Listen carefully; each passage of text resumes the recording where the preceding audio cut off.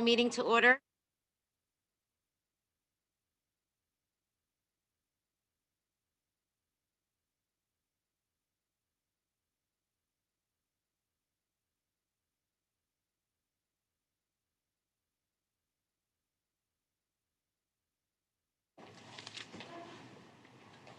Okay, a few announcements this evening.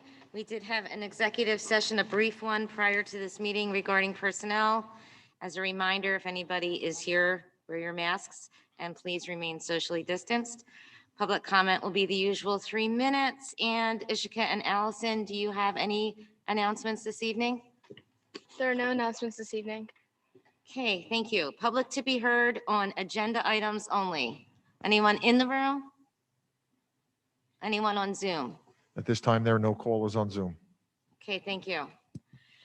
There is also going to be a brief presentation this evening honoring the Springford School Board of Directors. Mr. Rizzo? Thank you, Mrs. Zasowski. Thank you all for coming this evening. Very briefly, on average, school directors devote up to 10 hours per month to the complex responsibilities of board business, including adopting policy, voting on budgets, evaluating school security issues, and reviewing hiring decisions. The impact of the coronavirus pandemic has added an additional challenge to school boards as they determine how best to provide for the needs of students and their families in this new environment. Whether it be navigating virtual board meetings or supplying students with needed food and technology during this remote time, boards have been tasked with making critical decisions quickly and with the best information available, which we all know changes fairly regularly. I'm going to be very brief about this. I want to say thank you to our Springford School Board for coming back each and every day, coming back after 10 months of challenging, figuring things out, navigating a new world. Thank you for coming back amidst difficulties, amidst challenging times, and a lot of uncertainties. The time you've put in, and the emotional draw it's been on you. I want to just thank you for your commitment to our students and our staff and our district. I just very briefly want to say, I want to talk about the school board members very briefly and their amount of service. So I want to say thank you to Mr. DeBello for 12 consecutive years of service, Wendy Earl in her 2nd year of service, Linda Fazzini in her 4th year of service, Clinton Jackson in his 8th year, Vice President Christina Melton in her 4th year, Dave Schaefer in his 7th year, Diane Sullivan in her 2nd year, Dr. Maggie Wright in her 2nd year, and President Colleen Zasowski in her 6th year. We just want to say thank you from the bottom of our hearts. You'll see where you are seated that there are some treats for you from the administration, from our leadership team. There's a PSBA certificate. There's some nice little artwork provided to you as well. And I do believe that we have a very brief video that we want to show you. So this is just our very nice way and simple way of saying thank you for all that you do. Cue the video.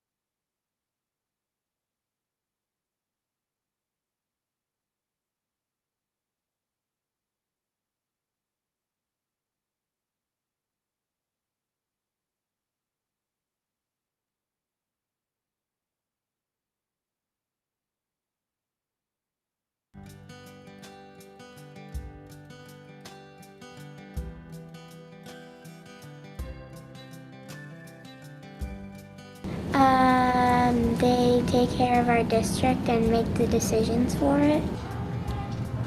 What is that? They help our school district. What's that? I think they help our buildings. Answer questions, like vote on stuff to decide what the school does. To make the school a better place? They help make big decisions. It helps the school. Tells us if we're going to go back to school or not and stuff. The Springford School protects us and every other child in this school.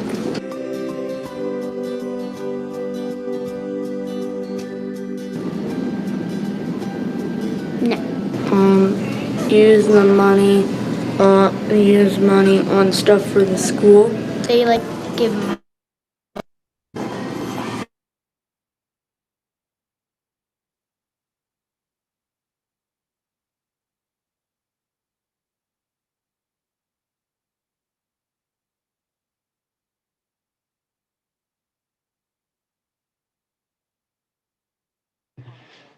Thank you for that. And how about we get that posted on the website so we can watch it in its entirety later, okay?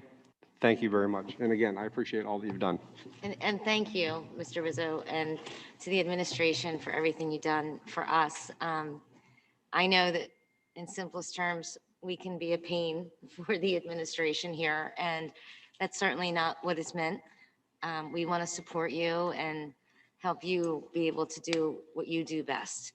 So thank you for acknowledging, most importantly, that we've come back each and every time during this pandemic. So thanks for that. You're welcome.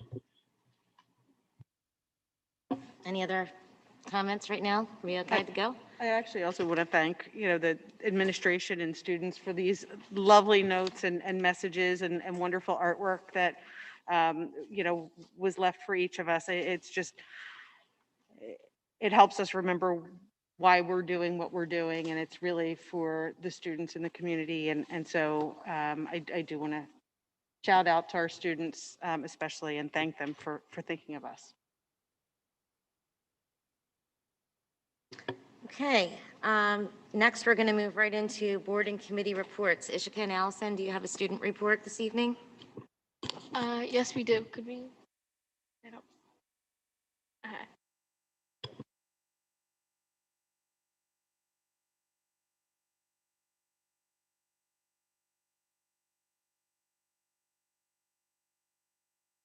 Sorry, we're just waiting for it to come up.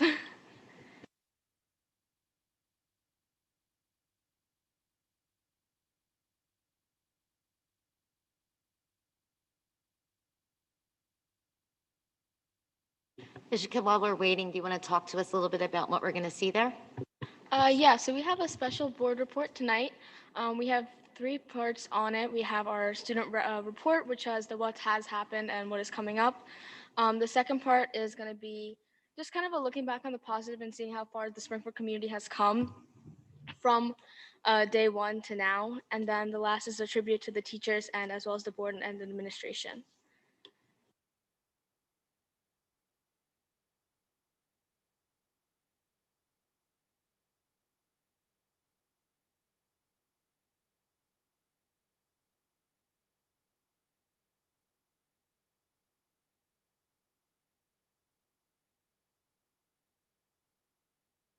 Okay, so this is our January student report. So some of the recent events that have happened, students returned from winter break on January 4th. The junior parent FPC presentation was held on January 20th. School was closed on January 18th in honor of Martin Luther King Jr. Day. Royersford Elementary hosted a Divine Apples fundraising event from January 13th to the 24th. Spring City hosted a yearbook contest January 8th to the 15th. There was a faculty recital night on January 19th. Picture retakes were held all throughout the district on various dates. Limerick Elementary hosted a gingerbread scavenger hunt. Winter sports notably started on December 4th, and the 9th grade center hosted a virtual course selection night for 8th grade parents on January 21st.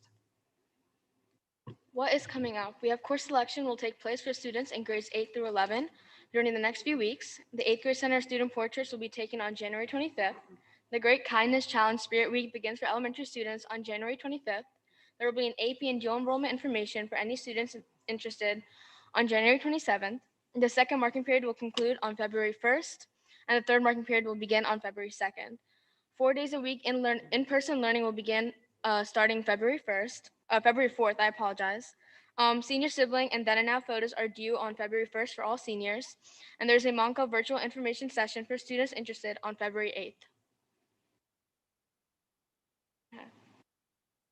So this is a little looking back on the positive. Despite the challenges of COVID-19 pandemic, Springford students, teachers, and administration were still able to complete a first semester highlighted by numerous events, athletic success, and meaningful bonds formed through the innovative, safe methods. At least As these last few months have been difficult on all of us, we decided to look back on the positive and see how far we have come as a community. So the first success of the first semester that we wanted to highlight was the athletic success that Springford did see. The cross-country boys were PAC champions, as well as the football team and the girls soccer team. And the girls tennis team were PAC champions, as well as PIAA District 1 champions, state champions, and Mia Matricino was a PAC singles champion. The reason we wanted to take a little more time to recognize the athletic successes of the first semester was to highlight the cooperation of Springford students and coaches and everyone involved in the athletic season, which allowed Springford teams to thrive and finish out their seasons, and it added a positive element to a tumultuous first marking period with the challenges from COVID. In regards to events and clubs, Springford still sponsored many events, activities, and clubs, providing students with positive outlets in a safe way, even during an era of isolation. We've had senior gathering, materials distribution, yearbook pictures, virtual spirit week, a virtual and socially distant clubs, homecoming soccer game. We have opened back in hybrid. Our band competed in 2 virtual competitions. We had high school tours, a holiday door decoration competition between the teachers at the middle school, a band and color guard night. We sold SF senior masks. We had a homecoming court, held a virtual parent-teacher conferences, had cartwheels for cameras in Mr. Donnelly's class, hosted PSATs, SATs, and ACTs. This is only half of what we have done so far, and if we added everything, we would be here all night. Here are some pictures to just show.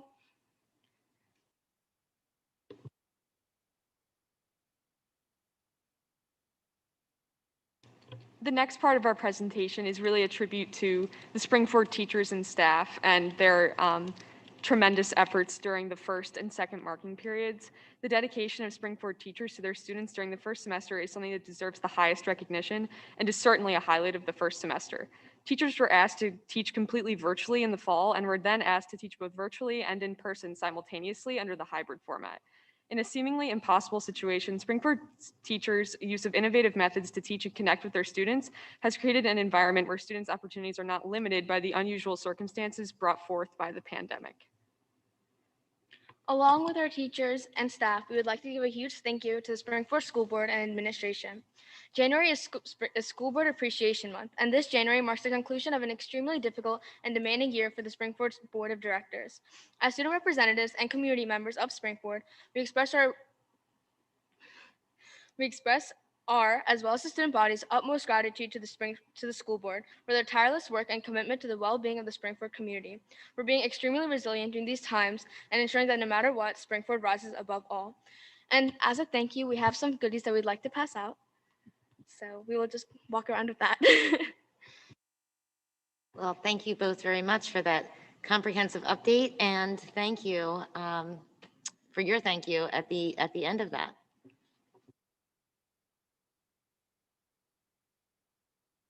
And I will say it's kind of interesting when you see it all laid out that things are still taking place at Springford despite the disruption that we've had this year and the challenges to work through. So I appreciate seeing that. I think most of all that things are still happening here, and it's kind of neat to see it all in one place. So thank you for that. While this is happening, can we move on, Mrs. Earl, with policy? Sure. Policy Committee met last Thursday, the 21st, and we've put 12 policies on the agenda for board approval. There are another 9 policies have solicitor approval, and they are on the agenda for a first read. I'll just add that someone a meeting or so ago requested that first read policies have the notes included. So what is included in the agenda are the finalized versions, basically, but in your board notes, your Friday board memo will have the versions that contain the notations. 11 additional policies have been sent to the solicitor, or will be, Mr. Rizzo, whenever. That's correct. They're going to be going tomorrow. Okay, and we're on a roll. Okay, thank you for that. Any questions for Mrs. Earl on policies? Thank you for having the red line with the commentary in there and then moving to the final version. I think that does help those of us that are reviewing those later to see what the changes are. So thank you for doing that. Linda, curriculum and technology? Yes, the Curriculum and Technology Committee meeting met 121 at 7:30. I just wanted to give you an update to curriculum staffing. Dr. Heidi Rockland, she's our curriculum supervisor of math, science, and music. She's also the principal of the cyber school. She's accepted a position as superintendent at the Antietam School District. I'd like to thank her for all her amazing work at Springford and wish her success in her new job. I also wanted to mention coming up, so because curriculum occurs after the workplace meeting or the work session, sometimes we have to talk about things this session so that we can have them for the next month. So on the curriculum schedule, World Languages 1 and 2 are scheduled for new resources. The resources have been researched, reviewed, and evaluated based on content, price, comprehension, or comprehensiveness for in-person and virtual platforms, and the needed levels, beginner to AP, training and professional development, and ability to be updated. So next month, there will be 6-year renewal. It's a budgeted expense. Dr. Murray has bundled French, Spanish, and German for a discount, and it will come up at $179,499. We're also going to push forward French 3. It's also a budgeted expense. We're going to prove it now to be purchased after July 1st, and that's pushed up a year due to the retirement of the teacher, and that will be $10,740. So let's see. Purcell Whitaker, supervisor of special ed, 4 to 6. He provided a presentation of the IXL learning system. It's a comprehensive K-12 web-based program that special education used as a training program during COVID. It was highly rated by the teachers. It can be used with in-person and virtual instruction. It's very flexible, and it can be personalized for each individual child. It provides diagnostics so that teachers can react to student responses and readjust to their needs. And it has a live streaming component, and it connects to Canvas. The committee and the administration recommend approval of a revision to the 3-year contract for IXL Learning to provide a virtual platform for special needs K-12. This contract was originally approved in October, but additional funds are needed to cover the cost of 125 secondary students. So this addition brings the total 3-year contract to $13,341. And the funding it's on tonight's agenda. It will be paid from the special education budget and should not exceed the total that I just mentioned.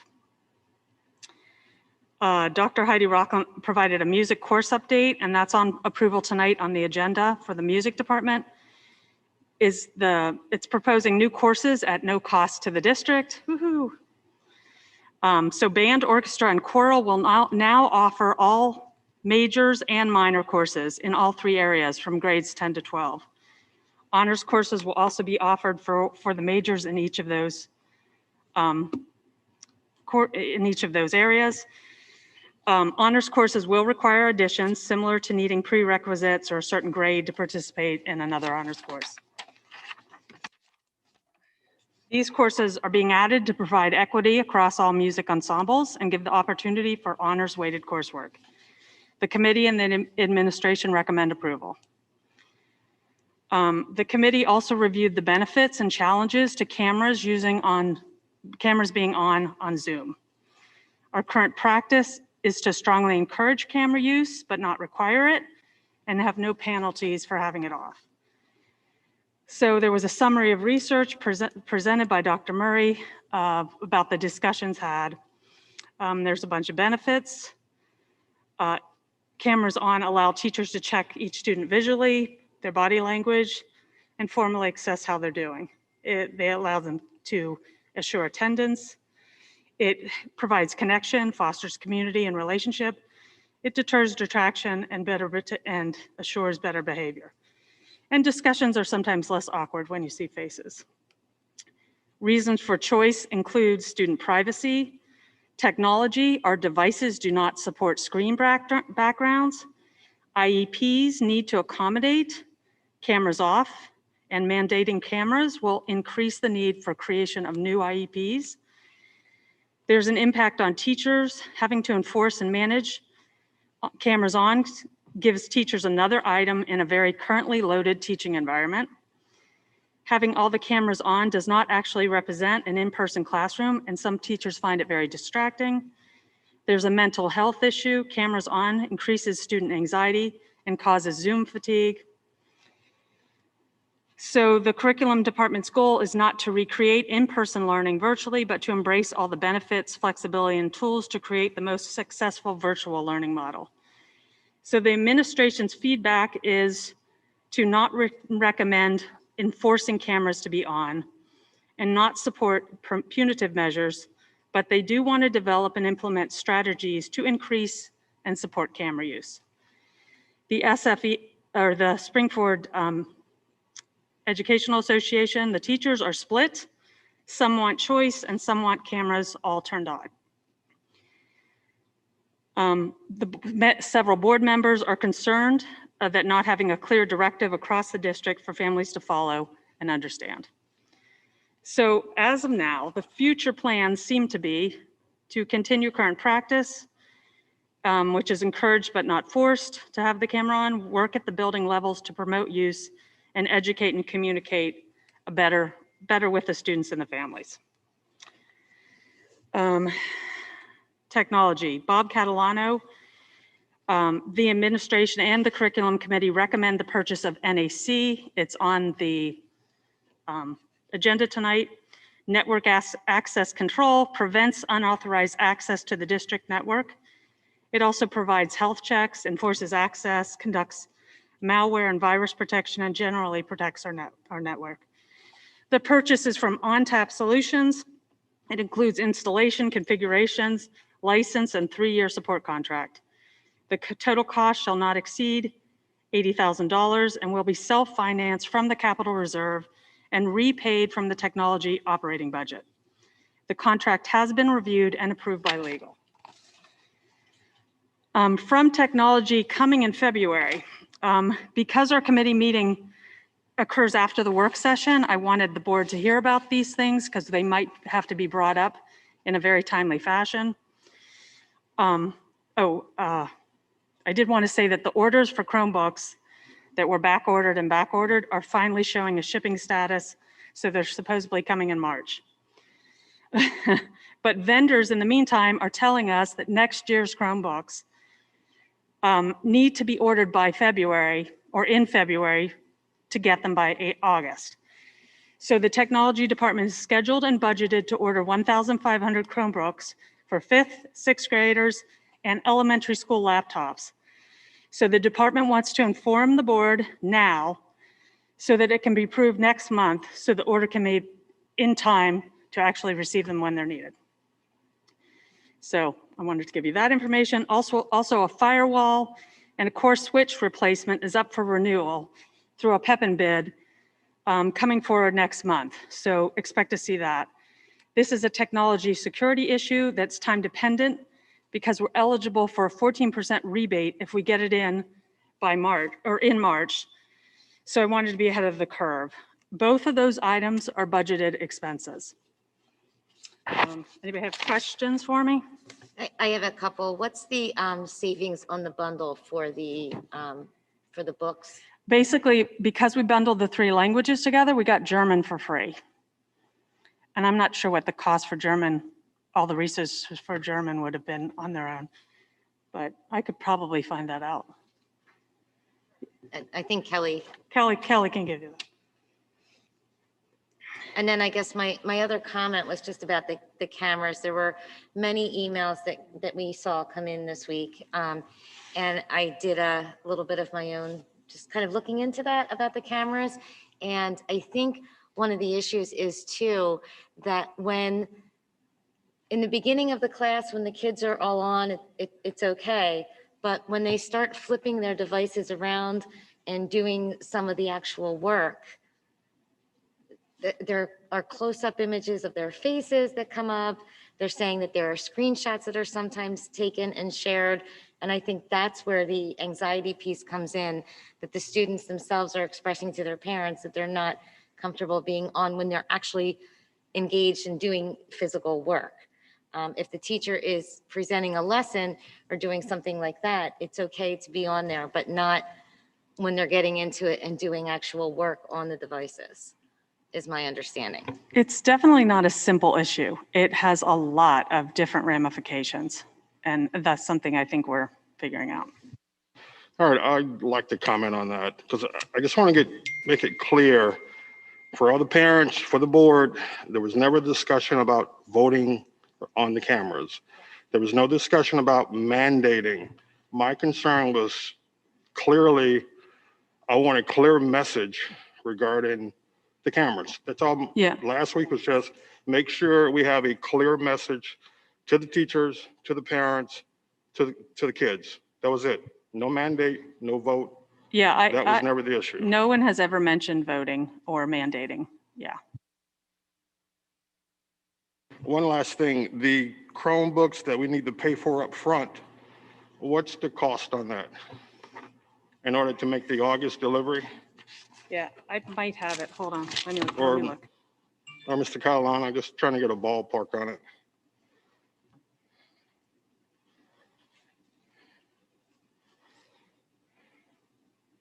Just so we don't get sticker shock next Yeah. month. We don't pay until we receive them, and our budget price is approximately $400 per, so about $600,000. What we paid for the $1,500 that we ordered in July, so it'd be the same cost again, approximately $400 per. It's $265 for the computer. We get advanced device protection for about $69, and the cases are about $25, so about $400 per. So what's coming in March? We haven't paid for that yet. We have not. Okay. I mean, yeah, budgeted. Okay. All right. Thank you. Thank you. So I just want to piggyback off of Mr. Jackson as well. Because I talked about this at the curriculum meeting. My concern when we were talking about the cameras on or off in the classroom, and what I brought up at the curriculum meeting is that I personally don't have a concern. What my concern is related to the message, and recapping what I said at the meeting was that we're kind of going down the same road we went down with the asynchronous Wednesdays. And because the message we're delivering now is that cameras aren't mandated, or cameras don't have to be on, but it's strongly recommended. And that's very subjective language. And the problem that we are having, and what I'm hearing from parents, is that the message is being delivered to the students or to the parents through the students, or however you want to say it. But the message has different meanings based on the class that these students are attending. So what I was trying to communicate at the curriculum meeting is that it's extremely important for us to deliver a message. And quite honestly, the message is that cameras aren't required to be on. That's the message. Period. We can't sit there and say cameras don't have to be on, but it's strongly recommended. Cameras don't have to be on, but we highly recommend it. Cameras should be on or shouldn't be on, or don't have to be on, but they should be on. I mean, you could start just going off of many variations of that interpretation. And I believe from a curriculum department standpoint right now, or from administration standpoint, is that we're basically stating we do not mandate as a school district that cameras are on. Is that correct? That is correct. So that's the message. That would be a simple message.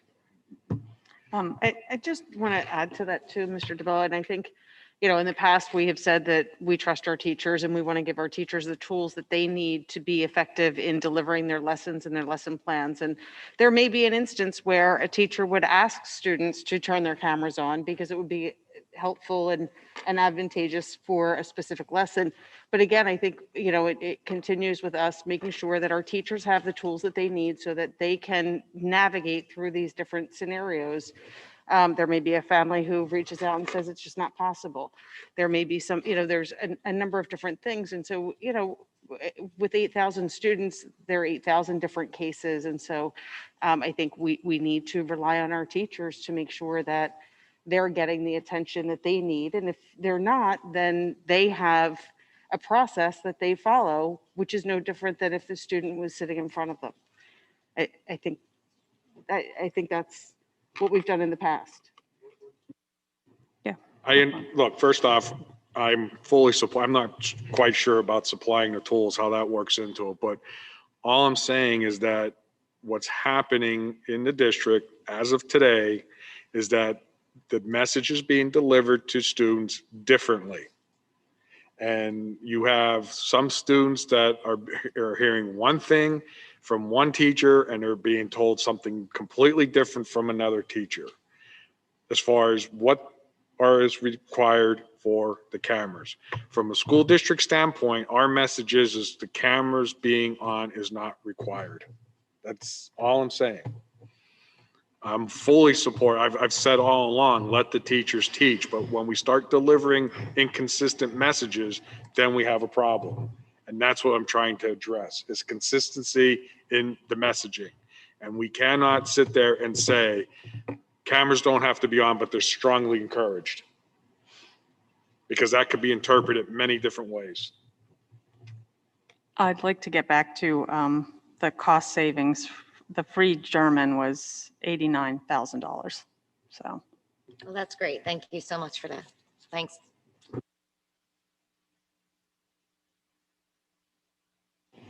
So what's the message we're going to deliver to this? I mean, we never bring it to closure. What's the message we're going to? Well, that is the message. They're Mr. not Rizzo required. said cameras are not mandated. That's the message. Yep. That's it. This was, No but, no if, no. come on, this is education. There has to be an if and a button and an Well, I know that. That's why. So let me just simply say this because I want to make it clear because I'm the one that brought this up last week. The takeaways that I got was one, we want to promote engagement. A camera is a tool for engagement. We want our students to recommit to learning in the second half of the year to make sure that they're invested in getting prepared for whatever's next. And the last message was simply, what my takeaway was, the board wanted to support the administration in the direction that they wanted to go. That was my takeaway. That was my team's takeaway. So we're saying that cameras are not required and our board supports us. So that would be the simple message. I support that wholeheartedly. I'm not disputing that. I'm just saying that I would consistent message. That's it. Cameras are not required. Parents have a role in this also. And I'm not saying they, you know, dictate to us what our statement is going to be, but there are also a lot of parents out there who instruct their children to keep their cameras on, as well as some parents who say not to. So we're saying, you know, it's a parent-student issue, and if you don't want to have the camera on, as far as the board and administration is concerned, that's okay.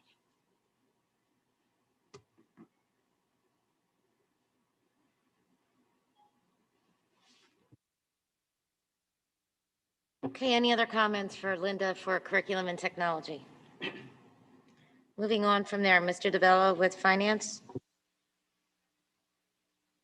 Finance meeting met January 12th. It was basically a normal meeting. We focused this month strictly on the monthly executive level reports. I'll just go through a couple key points. Liquidity on cash on hand is about $116 million. We're where we typically would be at this point in time. So we're happy with how the tax revenues come in. Although those revenues, tax revenues have leveled off. The state sources are slightly slower coming in than usual, but hopefully that will catch up. The property tax reduction funds from the state have been caught up, and the federal funds are due for federal CARES Act grant funds should be coming soon. So overall revenues look good. Overall expenditures are slightly over budget by about $484,000. Property services continue to be under budget due to not having full interstate cleaning staff on site. Other services are up, seeing transportation savings, but is offset by the charter school costs, which are up over $400,000. Supplies lined up for COVID expenditures, PPE and technology were on target. Property expenses are up due to the approved unbudgeted technology purchases and bus sanitation equipment. Assessments, we made up about $15 million. So we're moving closer to that $4.15 billion total assessed value. Our real estate transfer taxes at this point is about $200,000 lower than the prior year. But we're pacing to exceed the budget, possibly about $200,000. So hopefully that's going to spin back through. The earned income tax, we still are performing very well. This month, we're about $200,000 higher than last year. We're pacing to come in a little over 11 million for the year. Self-funded insurance, we kind of started off slow, then we went through a hit, but we're starting to level off and we're on budget. We anticipate hitting our budget target. Food service staff is working hard and having a great impact with the depot services for all residents 18 and under. The state and federal reimbursement for everyday meals since July 1st, and food services even operated during the winter break. Community is very appreciative of the meals that are being provided. We served so far 190,000 meals compared to total 227,000 last year. So I would suspect the way we're going to surpass that. A la carte sales are off by about $300,000, and that's due to the low in-person attendance. Revenues are down, but so are the matching costs. And we'll be diving a little bit deeper into that as we're going into the budget process. We reviewed related expenditures related to the grants, the COVID, the grants that we were anticipating. Mr. Fink reviewed the schedule of the board approved unbudgeted expenditures, and approximately $995,000 has been spent to date of the $2.8 million the board approved. But as we heard from Mr. Catalano, when those Chromebooks come in, that will be additional money that will be spent of that $2.8 million that's been approved. Of the grants related to COVID, we applied for we applied for $1.4 million, and so far we have received $424,000. We still are somewhere around $1.3 million in monies that were allocated to COVID that we have to figure out if we're going to be able to get the grants, or if we're going to have to figure out how that money is going to work into next year's budget. So in other words, the $2.8 million is unbudgeted, and of that, we anticipate we may see about $1.3 million that we'll have to deal with. And we didn't get into a budget update, but we will be focusing more on the budget in the February and March meetings. Mr. Fink and his staff right now are going through and working through all the line item details of the budget, and we will start to look at direct impacts to the community, mostly going to be related to the COVID, but we'll be having detailed conversations in February and March. And the meeting adjourned. That's 7:04. Any questions?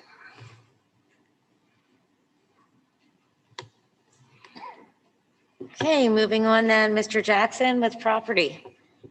Thank you, Ms. Krasowski. Property was held on January 12th regarding ongoing business. The Gotcha Farmhouse review was discussed. It's currently vacant and in need of repair. There was much discussion regarding budgets for the required repairs for the tenant occupancy, along with costs associated with potentially demolition of the structure.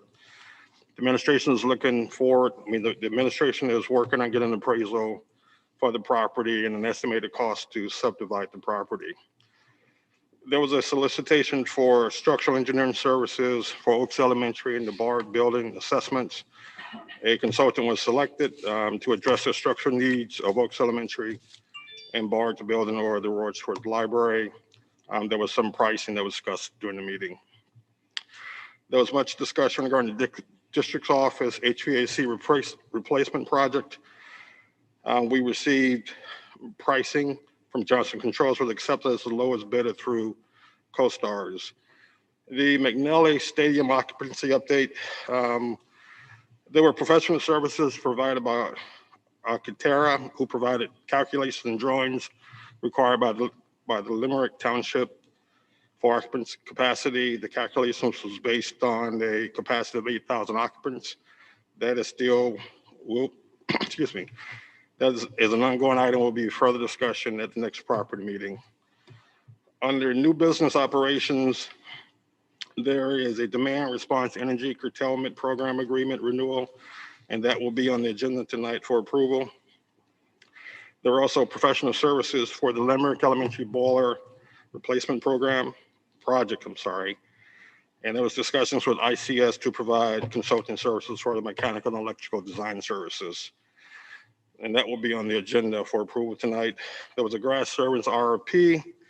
The selected consultant was Charlestown's Landscaping, and that will be on the agenda for approval tonight. Ongoing business with the school police and emergency management.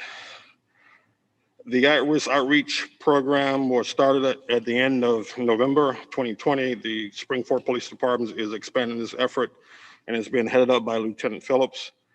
We'd like to really express our appreciation for the police department for supporting this matter. On the grants, Chief Borgie is the grant guru, if I may add. We started the process for the PCD grant COVID relief application submitted January 6th for $423,000 for the purchase of technology, including Chromebooks. We were awarded the PDE grant for digital radios for $25,000. We awarded the PDE grant for SPO salary of $40,000. There's ongoing ALICE training.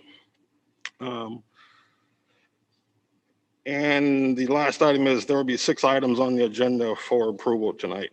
Thank you. So, Mr. Jackson, I had a question about F on the agenda tonight, which is the additional supplemental staffing. And there was a reference in the board memo about fluctuations in cleaning. Is that why this is being asked for? Or what are those fluctuations? Is it because of COVID and the additional layer of responsibility there?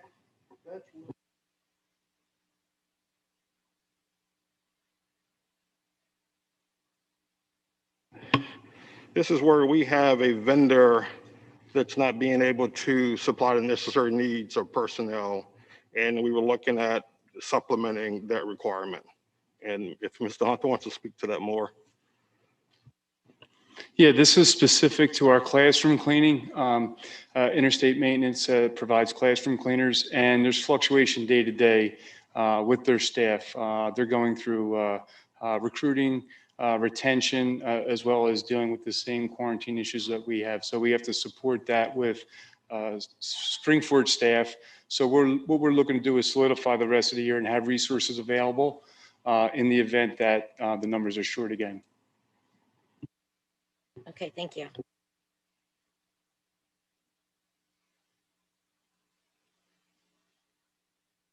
Any other questions or comments from Mr. Jackson?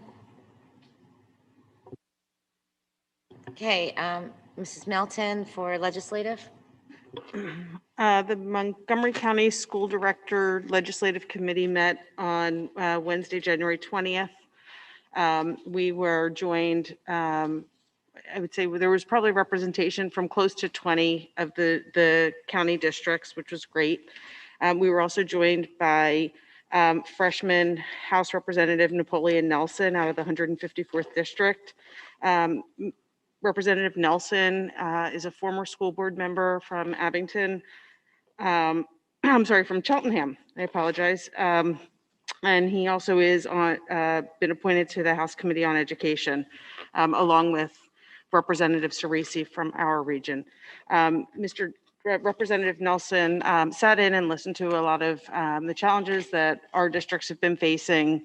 And we also were joined by Dr. Frank Gallagher from Satterton.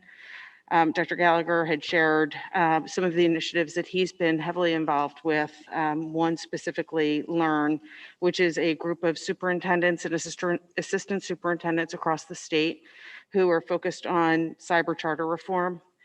I think the statement that Mr. Gallagher made that resonated most with me was that this initiative is not against choice, but rather in favor of creating a more level playing field. And as Mr. DeBello had shared, I believe he stated that charter payments are up over $400,000 thus far this year.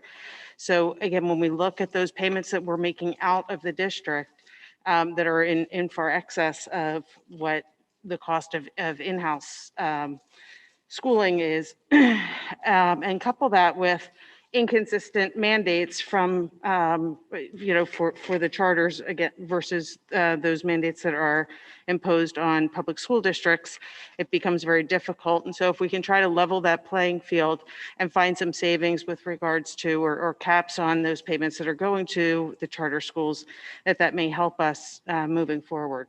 So Mr. Gallagher was very open and willing to share some of his experiences with us. We were also joined by Larry Feinberg, who is our area PSBA advocacy ambassador. So Larry's great with sharing information. He does evaluating policy, what's coming down the road, really engaged in education and educational policy. So he's been a great resource. During the course of the meeting, again, it was our reorganization meeting, so we did have a few new members. Most of the membership is consistent with prior years. I did this year nominate Laura Johnson out of Pottstown to serve as chairman for this upcoming year. And in turn, I will be serving as her vice chairman. Again, it's a great group of people, very supportive of one another, and I'm looking forward to another great year.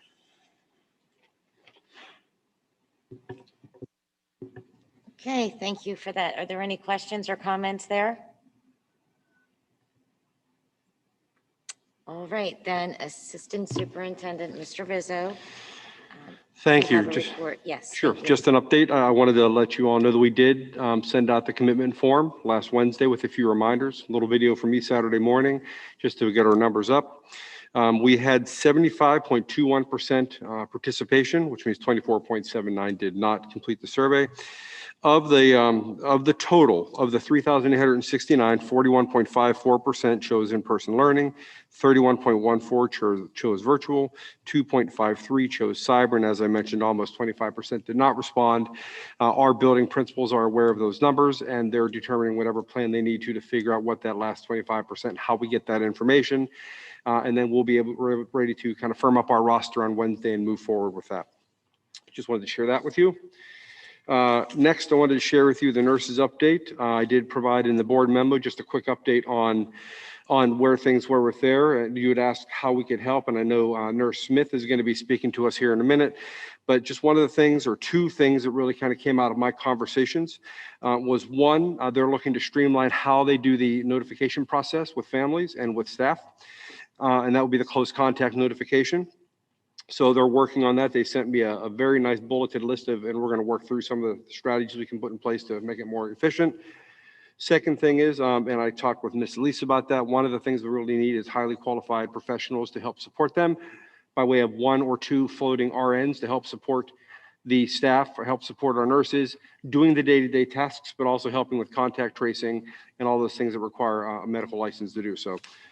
Those are things we're going to come forward with. We're going to be asking for your support with, as you had asked last week. Quick update on vaccinations. I know that's out there right now. Currently, we are in the 1A phase. I shared with you a few weeks ago that we were slated for the beginning of February to go into the 1B category. What happened since then was there has been an expansion of the 1A, and the expansion of the 1As at 65 and older are added to the 1A list, and anyone between the ages of 16 and 64 that might have some sort of a medical condition that could make them more susceptible to a severe reaction to COVID. They're put in the 1As as well. So that just bumps our 1B list, which is where our teachers are down the list or down the timeline a little bit. More information on that. Ms. Leese and I are attending the pandemic liaison meetings, and that is a regular topic in the HR meetings as well as the countywide superintendent meetings. So I will keep you apprised of those situations as well. The next piece we wanted to talk about was Montgomery County School Districts. What are they doing? So I did reach out to 2 specific superintendents and spoke with them. Souderton, I spoke with Frank Gallagher, and at Wissahickon, I spoke with Jim Crisfield. 2 very different approaches. Jim at Wissahickon, they are strictly socially distant, 6 feet. They are hybrid, and that's a non-negotiable for them. Also, I spoke with Frank Gallagher at Souderton. They are not 6 feet. They are 4 to 6 feet. They only guarantee about 4 feet. They have been all in since September, and they have 2 options. You're either all in or you are in an outside, or not outside virtual, but you're in a full virtual non-streaming environment. I did send you a grid of those that responded to that. I sent that information to you specifically. They're kind of all over the board. Some are in, some are planning to come in, others are staying virtual for a while, and others are toying around with hybrid. Elementary and secondary is looking into that as per that grid. As far as how they're determining whether or not they're going to be open or closed, they are working with some guidance that was provided to them by Montgomery County IU. And what they're doing is, if they are able to take care of the contact tracing, the mitigation, the parent contacts, the case investigations, and the cleaning and disinfecting, if they're able to get that done in a timely manner, they rely heavily on that asterisk, and they may not shut down, or if they shut down, it's for a very, very minimal amount of time.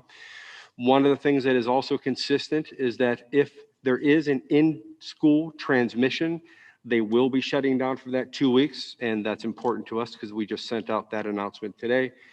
That happened earlier in Souderton. I believe it just happened to one of our other county schools. And we're going to see that happening. Those that I've spoken to, they all understand that if they get that in-school transmission, Montgomery County Office of Public Health will make the call to shut them down for the 2 weeks. And what I mean by shut down, I mean moving virtual. They'll go to a virtual platform, and we will be going to a virtual platform for the next 2 weeks, as we did sign off on that attestation form. That's all I got for that update. Next, and probably one of the more important things is we have some retirements, so we want to make sure that we take some time and honor. So I'm just going to go down the line, and if I don't do a spell or a pronunciation appropriately, I apologize in advance. First, I'd like to mention George Desco, physics teacher at the senior high, 37 years of experience. Christine Dixon, food services at the senior high, 20 years of experience, 20 plus. George Ganias, elementary teacher at Evans, 29 years of service. Yvonne Lochbaum, special education teacher at the high school, 13 years of experience. Barbara Page, speech therapist at the senior high school, 18 years of service. Tracy Polini, instructional aide at the 7th grade center, 21 years of service. Todd Rousey, tech ed teacher at the senior high school 9th grade center, 25 years of service. Sherry Wagonseller, elementary teacher at the 5-6 center, 21 years of service. Gail Wolf, food service at the senior high school, 21 years of service. Barb Christ, gifted support teacher at the 5-6 center, 19 plus years of service. Jan Pimer, special education teacher at Limerick, 14 years of service. Jose Vorstadt, chemistry teacher at the senior high school, 16 years of service. And Jeff West, physical education teacher at Upper Providence, 14 years of service. Total combined years of service, 274 years. I want to thank them for their 274 years of service.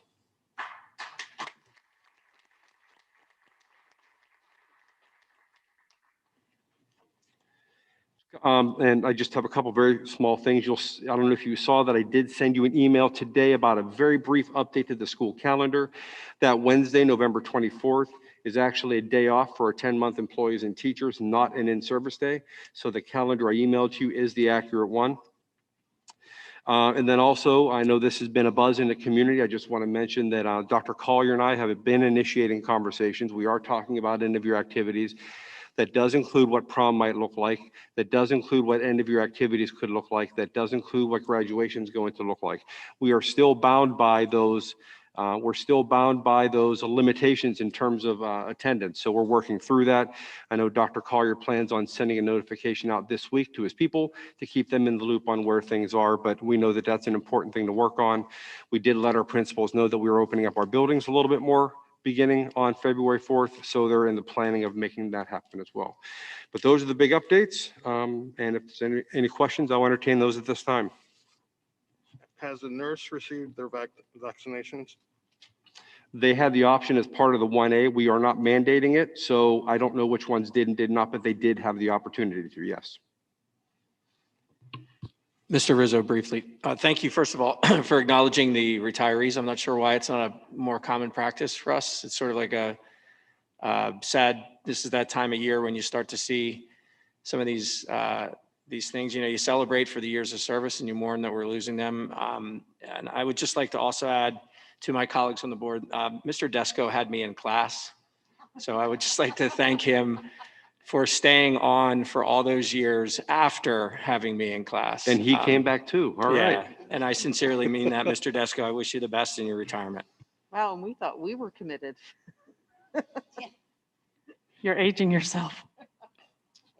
You know, I'll second Mr. Desko a little bit and not to not acknowledge all of the years and all of the work here, but I do think Mr. Desko has been an incredible asset in physics there to the Springford community, as well as Mrs. Vorstad with the chemistry.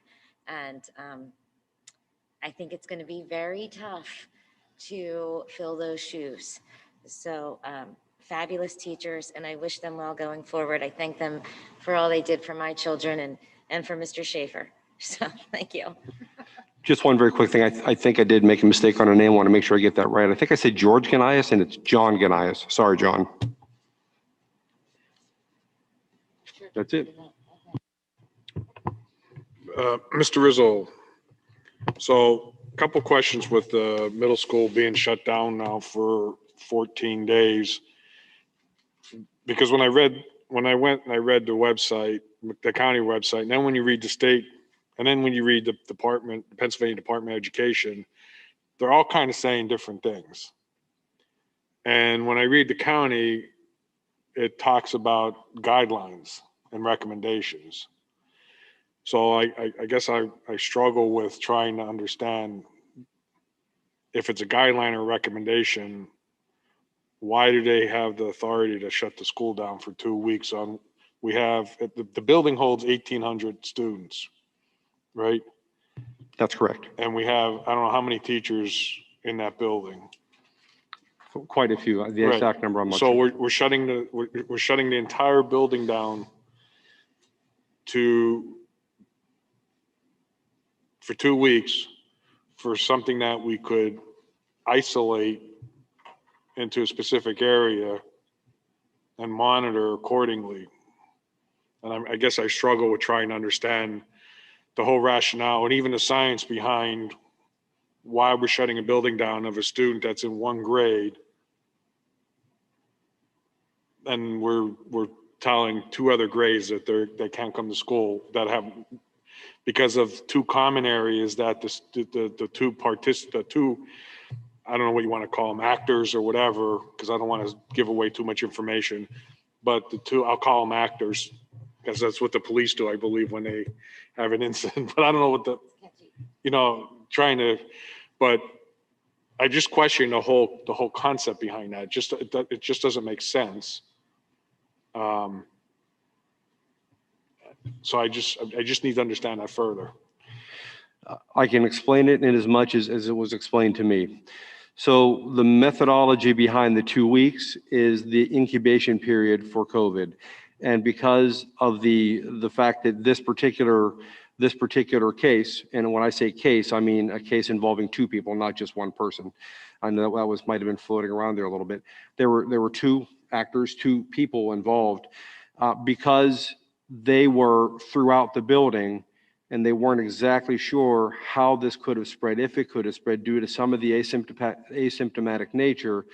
They put the 2 weeks in place as an incubation period to ensure that if anybody is going to get it, they're either A, going to become symptomatic, or B, they're not going to contract it, so that it essentially purges the building of that particular and stops any potential transmission amongst people in the building. That's the thought. Now, you're right. We have 1,800-ish students in that building and 200 plus staff members or 300 plus staff members. And we're talking about a situation that involved two people that closed us down. And back whenever Souderton closed down back in September for 2 weeks, that was three people that were involved with that, and they closed down for 2 weeks. The math, you're right, the math doesn't add up, but when you look at the reason behind it, I can see why they might want to do that, but it's a big space. So I've been going back and forth with Office of Public Health these last couple of weeks, as far as the legalities behind it and the attestation form and the guidance that PDE provided in referencing the Montgomery County Office of Public Health. I'm gonna have to defer to Mr. Fitzgerald on that a little bit more in terms of the weight that form holds and their guidance through this. Just to get clarification from my own understanding, this is not based on a case level threshold within the building. This was just a specific transmission involving two individuals. As you were speaking, I then wanted to take a look at the grid that was provided as it results to case closure. So I'm not so sure this is necessarily state guidance that would dictate here, but particular county level guidance. So when we speak about the attestation form, that may not be in play here, in other words. Okay. If this were a situation where in a building that size, we had hit a level of, let me see here what the number would be, 6 to 10 students, then we'd be looking more at the attestation form. But this appears to be just a transmission issue, which the county has been very clear that was kind of one of their big markers. They actually had less concern about the number of cases for particular buildings, but this transmission issue. Now, what they're relying on in terms of being able to close the schools, I think what you and I should continue to do is discuss that process, because it would not be the attestation form. And the one thing I would say to the 9 board members is I wouldn't have you ever deviate from the form. But this does not appear to be a form issue. So Mr. Rizzo, you and I can continue to discuss, really the most efficient and expeditious way we can get the school to reopen. Sounds good. I'm all for that discussion. Because my follow-up question to that, then, I have two actual follow-up questions. So we closed the building. We're closing it because these two individuals, actors, were throughout the building, or supposedly throughout the building. Now, what happens if on, what's today, Monday? What happens if Wednesday or Thursday, somebody in that building tests positive?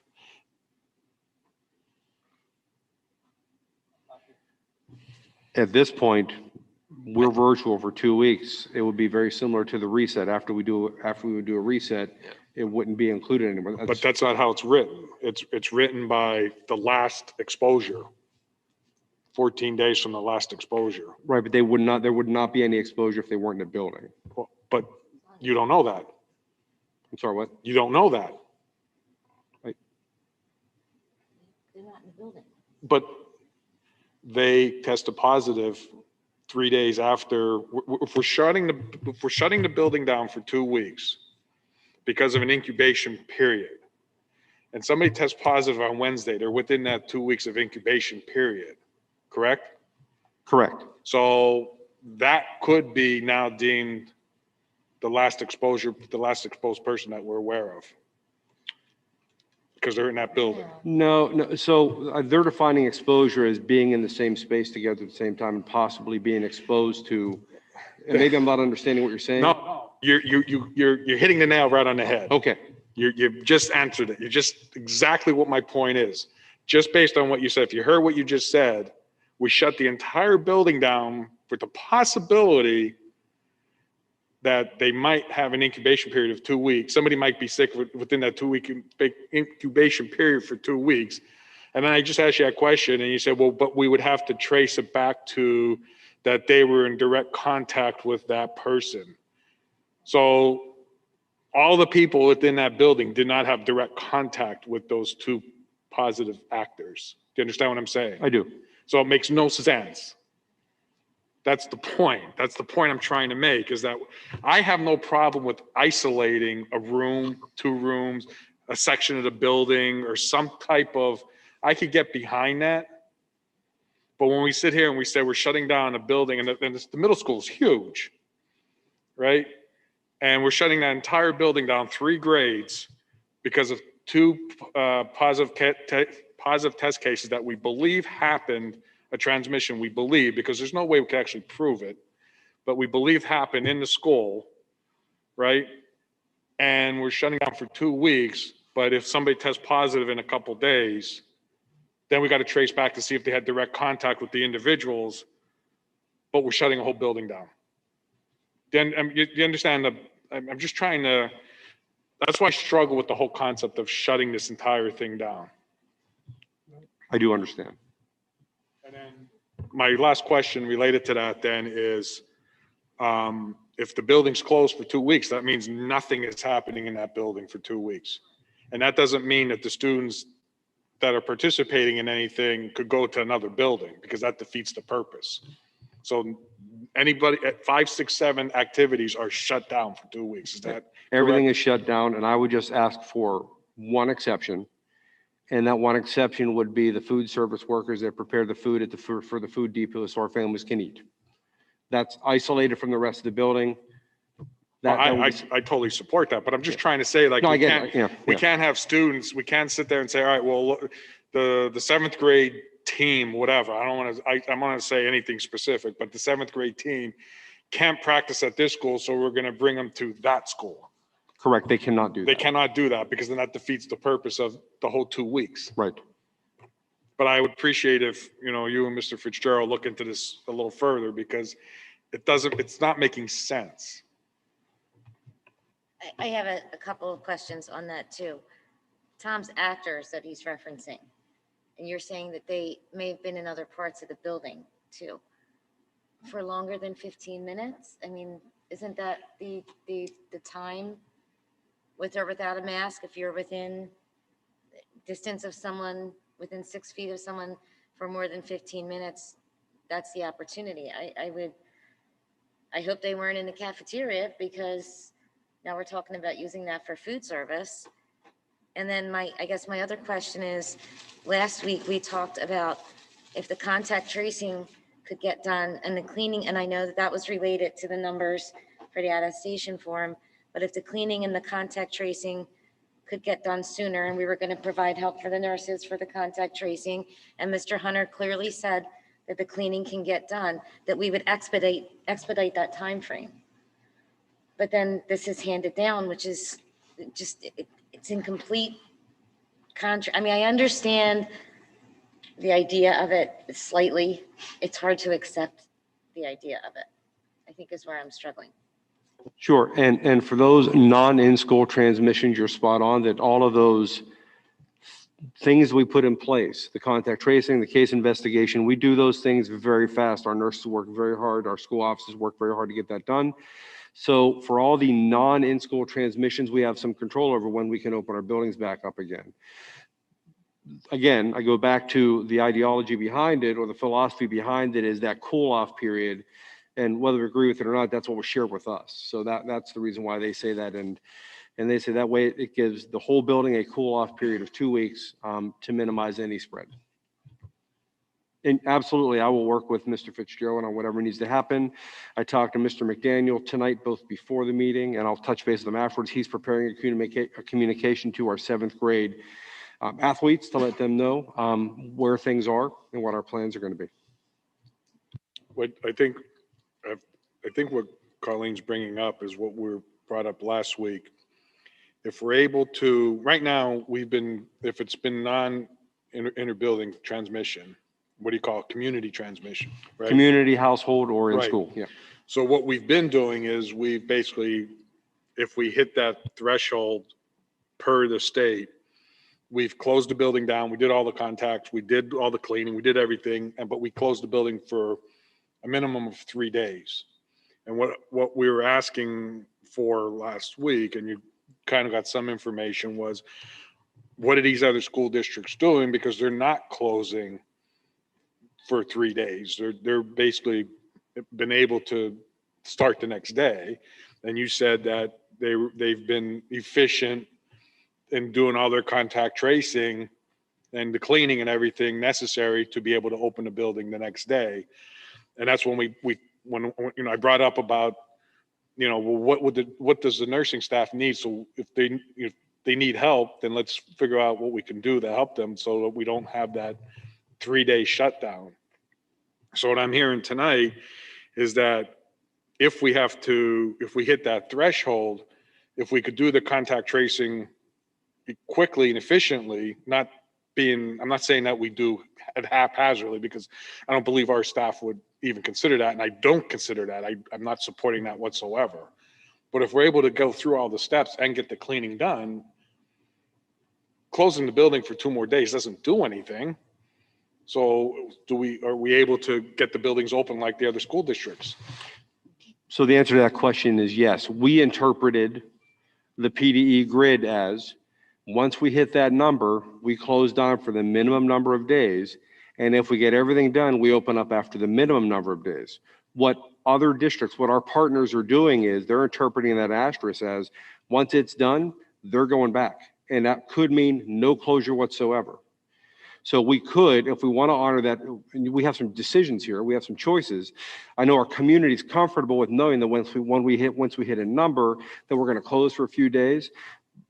And we've been updating our website that we've been keeping that 14-day rolling total updated, providing information. We could do the same thing our community partners are doing, or we could get essentially a reset every weekend if we wanted, because we get all the cleaning done, we get everything done. We could start with a zero balance on Monday and roll through the week that way. So those are options to us. It just comes down to what the board's going to support. In regards to our community partners, when they've had this occurrence or the situation occur and they did not follow that asterisk, what did they receive? A smack on the hand? Was there any legal ramifications, or Mr. Solicitor? When you say community, you're talking about other school districts? Yes.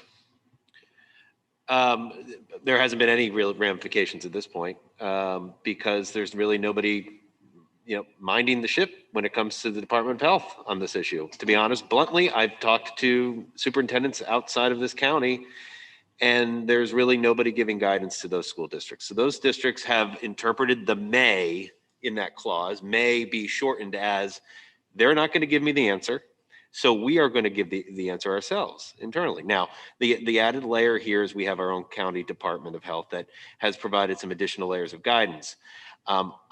I will tell you that if the administration feels comfortable with the contact tracing and all the cleaning that needs to be done, then this language and what the Department of Health within Montgomery County said seems to give you that authority to say, well, we might not need to close it all. We can just reopen maybe a day or maybe no days. And that's what the attestation form says. That's what the guidance from the county has said. If we feel like we've checked those 2 boxes, then we should be fine in that regard.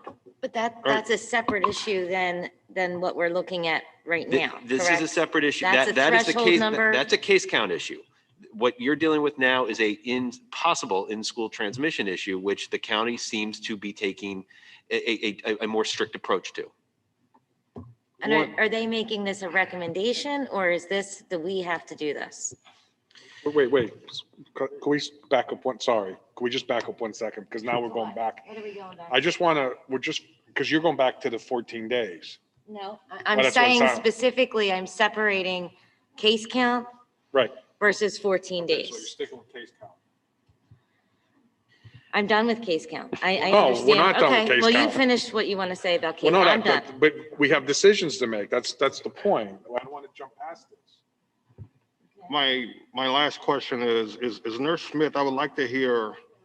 They're supposed to speak next, or Tricia Well, Smith is supposed she to. can jump in now. It doesn't make any difference. I mean, I'll be curious to get her. Yeah, I would too. Okay, so And let me say this for her, because I know she wouldn't say it for herself, okay? Why wouldn't she? Well, she might, but maybe she will, I don't know. So here's where we are. If we would want to know, we would want the board support that if, let's say we get to the end of the day and we hear about 3 or 4 cases, and that means we've got 20 contact traces to make, and we can't get all that done in one day, we would want the board and administration to be comfortable that we're going to shut down the next day for that one day to get that done. And as you mentioned, Mr. DeBello, you're right. Nobody here does a haphazard job, and they want to do it the right way. They would just want to know they have the comfort to say, well, we're not going to get it done, and they'll have our support. I assured them we would.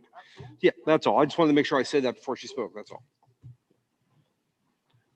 Are you there, Trish Smith? I am here. Can you hear me and see me? Yes. Now we can.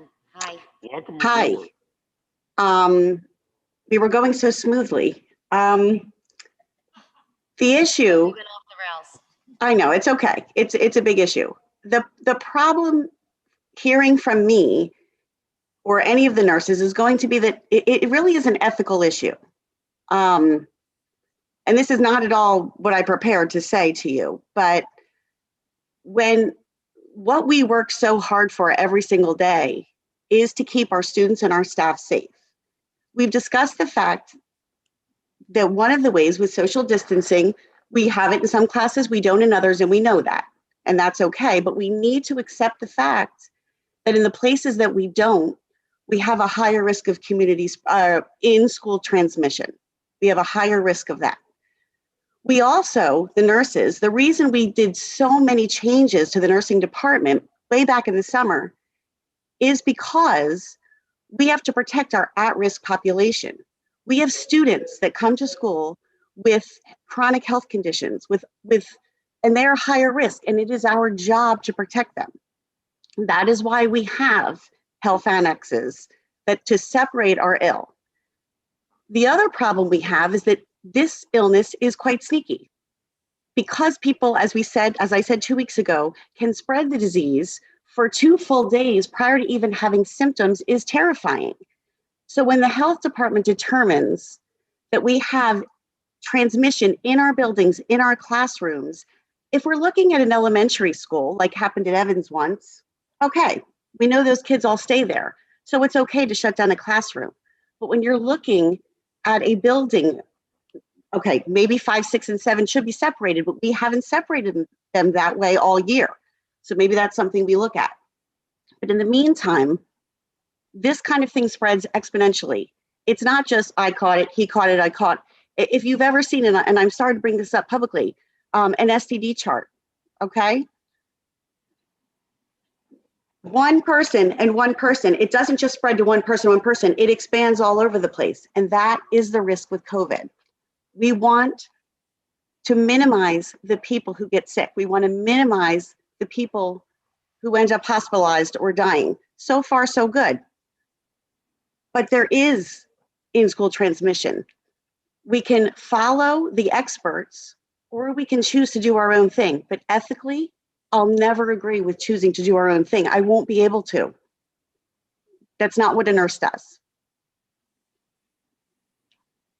Do you want my report? Of course we do. Tricia, before you go on, can I ask you a question? Have the guidelines not changed from the CDC so that if there's a potential for exposure in a specific classroom, say, for example, or in a specific building, if those who may have been in contact are not exhibiting negative or not exhibiting symptoms for a period of 7 days, and they also have a negative test 5 days out or beyond, they can return. Am I correct? You are correct. So we are following that. So is there a way, as we're talking through different options, perhaps an option might be that we look for a company to come in and do testing 5 days out from now, so that 7 days from now, the building can reopen? It's But you another have to, it's just another thought. I mean, just another. the testing is available out there. Again, the difference is whether someone is just a close contact or whether there is in-school transmission, meaning that we have no idea where they've been. We had 5 total days of 2 people being infectious at school. We know, or I can't say no completely, but we have no reason to believe that the one's infection came from anywhere else but the other person in school. That is serious. We do not want to put the health and safety of our students and our staff at risk. At least I don't want to be the one that makes that decision. No, I agree. But to answer your question, that 5-day is for known close contacts yet. And that, yes, so that would be that would have to be a question for the health department. Okay. I'm just trying to think through, I know with changes to requirements, are there options for us? And 7 days is even longer than what we would want to do, of course. But certainly understanding, there's a balance, of course, between protecting our students and our staff and making sure that we're doing the right thing the right way, but then also, trying not to make life more difficult for our students and our families with, Absolutely. Go back out, when are we going, when aren't we going? So trying to find that balance. Absolutely. And none of us want this. We don't want this. But I also don't want to be the nurse that says, oh, come on back, you'll be fine. I don't, this is why we don't make the decisions. So the point that we were making, correct me if I'm wrong, but what we're talking about is we got off of the 2-week thing. So you guys are going to look into that further. Right? If I'm understanding what's going on here, right? That is correct. Okay. I'm going to work with Mr. Fitzgerald. Right. So what we were talking about is the only thing that we're questioning at this point, right, is that if we're able to follow all the steps in a timely manner, could we open the buildings that we close when we hit that number, that threshold number? Could we open the buildings sooner than having that 3-day shutdown that we've been following? If because the other districts aren't doing it. I'm not saying we skip any steps. I'm not saying that we do anything haphazardly. I'm not saying we don't clean. I'm not saying any of that. All I'm asking is if we go through all the required steps, what I totally support, because I don't want to be said that I don't support. I'm not what I'm saying. I'm just asking a question because other school districts are doing it. They go through all the steps, all the required steps, and they're opening their buildings possibly the next day. I totally support the fact that if we can't do it within 1 day, if we need another day, fine. I'm not disputing any of that. All I'm asking is that because last week, one of the things that you mentioned is that we've closed buildings for 3 days, right? And we're able to do everything we needed to do within the first day, and the buildings were just basically sitting idle for 2 days. Did you not state that last week? Well, in fact, for example, we would close the building for 3 days. We'd have everything done before the first day of closure. So if we close on a Wednesday, we will have had it all done on a Tuesday. And following this, we could have opened up on a Wednesday. Right. So Yeah. that's my question. Yeah. That's all I'm trying to get to is that if we're able to do everything, and if we need if the nursing staff, I'm all for additional help, tools, whatever. I'm all for that.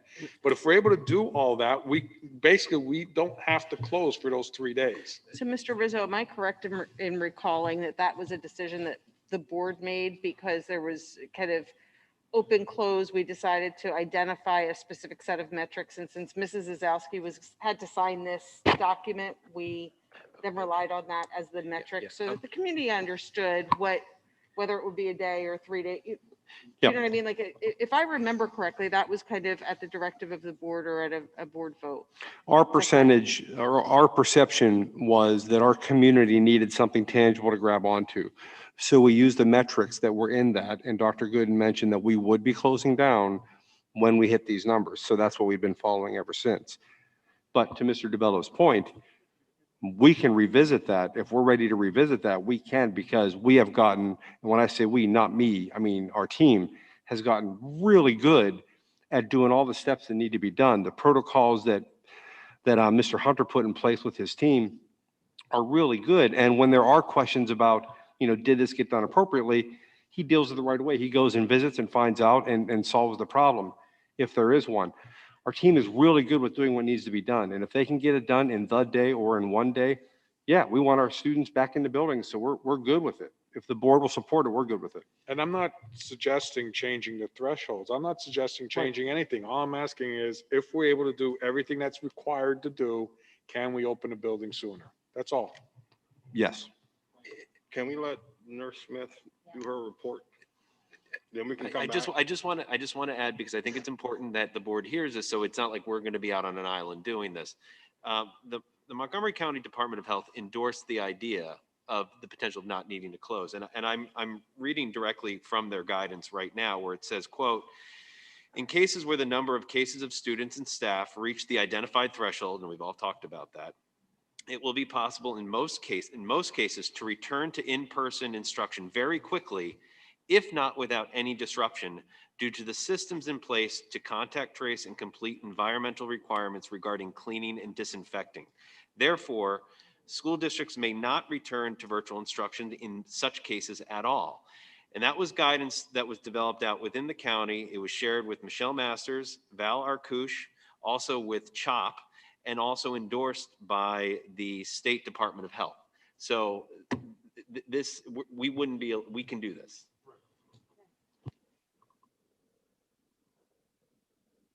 And can we have, Trish, are you ready for your full report that you prepared now? Yes.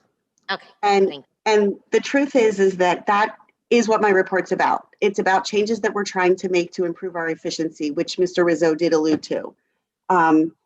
What we feel we've done very well so far is protecting our high-risk population, as I talked about previously off script. The two ways that we feel we've been doing that well is by having those health annexes where we can separate and isolate anybody with symptoms and keep our health suites clean. That's super important. The other thing that we are doing well, although it is very time consuming and very frustrating, is contact tracing. When I say frustrating, I don't just mean for us, I mean for our parents, for everyone. It's a tough process. But it's a huge factor in reducing our in-school transmission. When we learn about a positive right away and we can isolate and we can contact trace, that is what prevents in-school transmission. It's when we don't hear about something or we don't know about something that transmission occurs. The challenges that we continue to face basically rely on staffing, which I know is not news to you. Human Resources has been working super, super hard to find us subs that need to replace our absences and subs to fill our annexes. But subs are very, very hard to come by, not just for nurses. We know this. We've been moving nurses and our substitutes around as much as possible. Sometimes a nurse or a sub will visit 2 or 3 buildings in a day just to meet the needs wherever they are. We've been having conversations with administration, and again, we're hoping for board support to find creative ways to improve our chances of finding some supplemental health staff as we bring more students back to school. And we're also working as a team to streamline our contact tracing efforts. And the goal is for better efficiency in our third quarter so that we can try to minimize these closures for what we call our historical cases that are not related to in-school transmission. The last thing I have is just our numbers for the past 2 weeks since I reported last. We were told of a total of 54 positives, students and staff from Springford. 23 of those 54 were actually infectious during school. So those were people that we had to contact trace. In the process of contact tracing those 23 individuals, there were 84 students and staff that were quarantined as close contacts over these past 2 weeks. And that's basically where we stand right now. Are there any more questions? Nurse Smith, in order to assist you as I like to always say, what do you need? Or are you talking about one nurse, two nurses, three nurses to take the heavy weight off you guys? What are you talking in regards to personnel? We're finding that on any given day, we do not need a body in every single annex. We never know where our positives or our contact tracing needs are going to be. It's not something we can predict. Some of our schools are better at social distancing. We don't have those close contacts. I don't want to overstep what should be said by administration or human resources. We know that we do have some staffing changes coming up very soon. So we anticipate some shortages in our health suites. So it's very hard for me to give you a number, Mr. Jackson, but I don't know if it's a better plan to try to get long-term subs. I know a lot of nurses that do sub for us. They also hold other jobs. A woman that I worked with today, she works 2 nights a week in 12-hour shifts in a hospital. She's willing to come to us, but she can't commit to full-time long-term subbing. Perhaps she could commit to a part-time long-term sub. I don't know, but these are the kind of conversations that we're hoping to have to try to find. There are people out there. It's just a matter of offering them something that they're able to accept. Well, and I appreciate that, but the administration's not going to know what you need. I want to know what you need to be able to do your job in order to address the needs of the district. So if it means that we hire someone or we hire 2 nurses and there are days where, we don't have issues, I'm sure you can find work for them to do or substitutes. I mean, I don't want to sit here and say you're looking for the administration for guidance. I'm looking for guidance from you on what you need to make your job more efficient, take some of the load off. That's what I'm looking to hear from you. And I know, go ahead, Trish. I appreciate that, and I probably need a day to think about that and give you an answer if that's okay. Take 2 days. That's fine. I'll take 2 days. Thank you. All right. There's 3 days in the policy. We give you, what is it, 3 days we give? Can I have 3 days? You can have 3. Yeah. Trish, I was basically gonna ask you the same question, was that if we said we were gonna hire 2 additional full-time nurses, but is that the road we're going down and that's what you're gonna be looking at? I mean, is that the thought process that we're getting towards? I'm very concerned about stepping out of my bounds here. Let me then. Thank you. The answer is yes. Okay. The answer is yes. Two full-time nurses that would serve in a floating capacity that would rotate around to fill in wherever is needed. And there is always a need. Okay, so when could a recommendation like that be put forth to the board? We can bring one to you in 2 weeks. We could make one off the fly right now if you want. Maybe we give Trish a day or 2 to really determine what her needs is. Give Trish a day or 2. Come up with a recommendation and make it an action item for the next board. My recommendation, I'm not speaking for anyone. Yeah, preliminarily, she had already met with Beth to talk about that. But yeah, I think another day or 2 to really just make sure this is what we're looking at. We'll have an action item for you in 2 weeks. Nurse Smith, please understand, if you're asked to come before this board, and I'll go out on a limb on this, you are not stepping out of bounds. We need to hear from you. We need to know what your concerns are. No one at this table has a medical background, to my knowledge, except for, sorry, Ms. Sullivan. You're not stepping out of bounds. Please, you have to put it out there. I don't care how it comes out. Put it out there, what you need, what we can do to support you. Because at the end of the day, we're looking for you for guidance. I appreciate that. Thank you. And I know that the nurses appreciate it as well. Thank you for your support. And Trish, I came out and I saw firsthand all of you in action at Evans. It just happened to be the day that craziness or chaos was breaking out there. And that's what I wanted to know. What can we do to help? So I don't want you to think either that your last presentation, that we dismissed any of that. We took it all at heart, and it made me all the more want to have you represent it at these meetings so that you can tell us what's happening and we can hear it right from you. what's happening. I've actually asked for this for a while, and I'm glad that Mr. Rizzo is talking with you regularly and bringing that to us. And I'm really glad you're here. And please think about what you need, and let's get something on the agenda, Mr. Rizzo, for the next meeting, because we want to do that. We want to help however we can. It will be there. Trish, I had a quick question on, as we're talking about community contact cases, and we're looking at, we reach a threshold, and however we're able to do the contact tracing and cleaning and get everything completed, within that 24-hour period and bring everybody back in the next day. And I know we were all talking about that a little bit, and just wanted to get a little sense of your position on that. Again, it is allowable both under Pennsylvania Department of Health as well as Montgomery County, but just trying to kind of get a sense from you where you sit with that. Yeah, we generally don't have an issue with that personally, ethically, so to speak. If we don't see an in-school transmission, we want the kids back. We do. We just want to be sure that any of them that may have been exposed have been contacted and understand to stay home. Perfect, thank you. I just wanted to make sure we had that.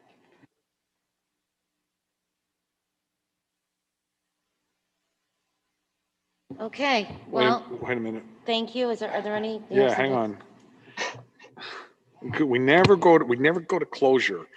Mr. Fitzgerald, do we need to actually make a motion or anything, or is a directive that when we're ready to go, we're ready to go, that we don't have to have a cooling off period or anything like that? If we're speaking about the case count issue, I don't think you need a motion. I think that even when we approved the attestation form back in, I think, November, the goal was to follow what is required, and with the guidance from the Department of Health, as well as with the form itself and the structure from the state, we would be continuing to do that. And it sounds to me that the structures are in place to allow that. So I don't think a formal vote needs to be put forward. I just want to be clear. So what you're saying is that we're going to follow all the steps. We're going to do everything necessary. Yep.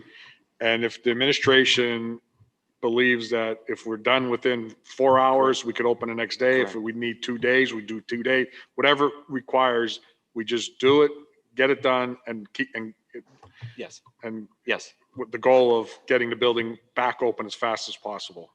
Correct. One last thing. Ms. Lees, is she here? She is. Are we speaking out of bounds here? Are we asking for something that you see as problematic?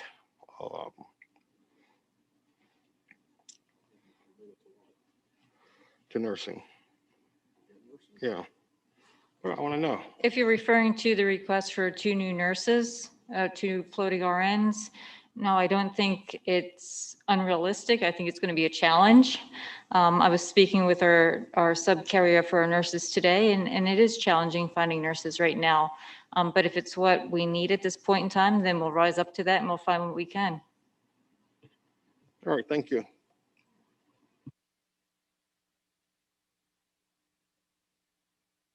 Okay, and that will take us to Mr. Fitzgerald for your solicitor's report. The one thing I was just going to add for the board was with a new administration in Washington, it is anticipated that additional guidance will be coming out as relates to school reopenings, also as relates to such things as whether they're going to reinstate the federal leave that was in place for the first half of the year. So I would not be surprised over the next month or so that we see what is likely to be guidance from the federal government come out.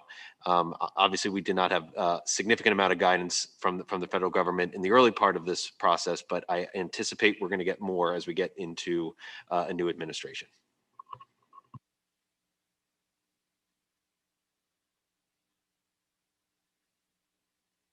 Okay, now that we've finished with the board and committee reports, we'll move on to the minutes. A through C, is there a motion? Second. Questions or comments? All in favor, say aye. Aye. Aye. Any opposed? That motion passes. Personnel A through I. So moved. Second. Questions or comments? All in favor? Aye. Any opposed? That motion passes. Finance, A through M. Is there a motion? So move. Second. Questions or comments? All in favor, say aye. Aye. Any opposed? New property, A through F. Is there a motion? Isn't it A through F? Yes. Yes. I think it is. So move. Second. Questions or comments? All in favor, say aye. Aye. Any opposed?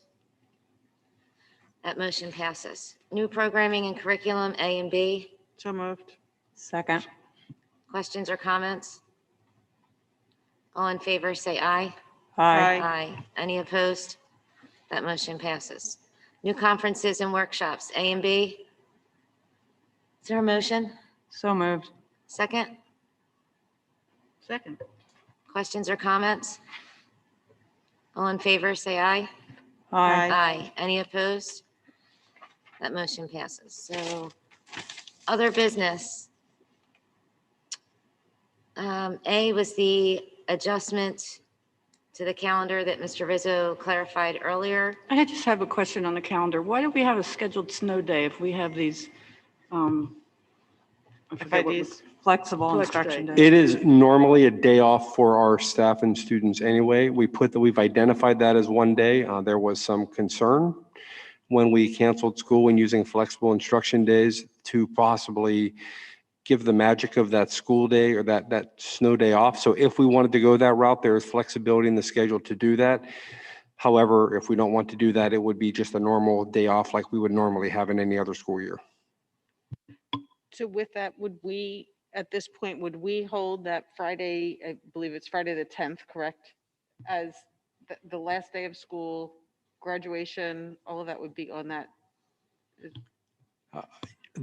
Without any, I mean, we don't anticipate any changes. So if we didn't use that snow day, would we be moving that up or would we keep that? We would keep that day. If that snow day ended up being, if we used a snow day, we would be in school on that day that's listed as a snow day. We would just lose one day over that spring break.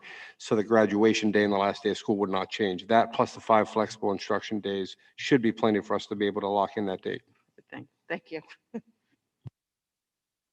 Okay, so let's just take these separately. A, is there a motion for the calendar? So moved. Second. Questions or comments further? All in favor? Aye. Any opposed? Okay, so the motion passes for that. Then B, policies that are here for approval. Is there a motion to approve all of those? So moved. Second. Questions or comments? All in favor? Aye. Any opposed? Okay, that motion carries. So new other business, we're not going to vote on these, but there are policies here for a first read. And again, thank you for the red line copy on that. There's also an informational item that effective January 1st of this year, the IRS millage was 56 cents per mile, down from the 2020 rate of 57.5 cents per mile. Okay, any board comment beyond what we've discussed already this evening? Public to be heard? I don't, Mr. Cromley, I know you're in the audience here. Do you have a comment this evening? I don't see any other. No, okay. No other public comment. Is there any public comment on Zoom this evening? Yes. Okay. We have several members.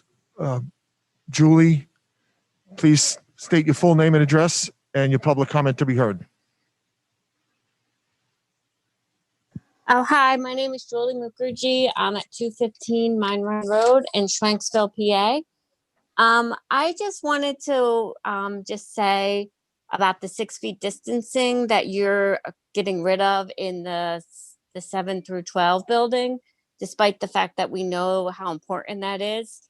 And I also want to point out to you that every number that you see on the dashboard is a human being They're not actors, they're people. And those people are sick and they're getting us sick. They're getting our community sick. They're getting their family sick. They're getting other kids in school sick. So when you're making these choices about not following regulations, please try to keep that in mind, that we're not doing this because we want the schools to close. We're doing this because we want the kids to be safe and we don't want people to be sick. Thank you. Abby Deerdorf, please state your full name and address and your public comment to be heard. Hi, this is Abby Deerdorf, 704 Collin Court in Royersford. I just wanted to thank the board tonight for their support of the nursing staff at Springford and allowing Nurse Trish to be transparent and be vulnerable and speak her mind, and that's supported and not silenced, and it continues to do that. I see firsthand as a sub for the district the amazing work that they're doing to keep the school open. And please, parents that are listening know that that is the goal of the nurses and everyone, to get the kids in school as long as possible. So I just wanted to thank you for allowing her that time tonight. Thank you so much. Liz Rakoff, please state your full name and address and your public comment to be heard. Hi, good evening. My name is Liz Rakoff. I'm at 44 Greenwood Avenue in Collegeville. I wanted to just call in and talk to you guys tonight. I'm really disappointed in the discussion tonight that were led of ways to avoid health directives from the county. We are talking about staff and students. They're not actors. The staff is incredibly stressed out. I work at a neighboring district. We're in hybrid and our staff stress is through the roof. I can't imagine what these Springford teachers are feeling being pushed in 5 days like this. That being said, I do want to thank the virtual teachers in my daughter's class at the 5-6 Center. My son is on cyber. Dr. Rockland has been wonderful. Mrs. Nunaville at the 5-6 Center is outstanding in finding flexible ways to help the kids. I think it's very clear tonight, guys, what the nurses are saying that they need. They need distancing and following the guidelines without making up our own Springford rules. Maybe they need more staff, probably they need more staff, but they need you to follow the rules and guidelines and put some distancing in place. I think steamrolling ahead with opening is really unacceptable. You're busy talking about the kids who are in person and you're leaving all the virtual and cyber kids out of the discussion. So many of us who chose virtual and cyber would love to have our kids in school safely hybrid. I myself would. My kids would both attend hybrid if it was an option. I've even asked about letting my kids go to my own district where I work hybrid because I think it's so important that they have in-person instruction. These virtual and cyber kids that you guys are pushing to be in these virtual and cyber settings instead of coming in for hybrid, they're going to be now coming up at March a year since they've had any face-to-face instruction from a teacher. And I really think that you're forgetting about a very vulnerable and needy population of the district and not focusing on all of the kids' needs, but just your agenda items to get them back in at whatever cost, safety, lives, etc. So please start considering your staff and students and not just bulldozing and being a district that pushes ahead despite anything else. Thank you. Michael, please state your full name and address and your public comment to be heard.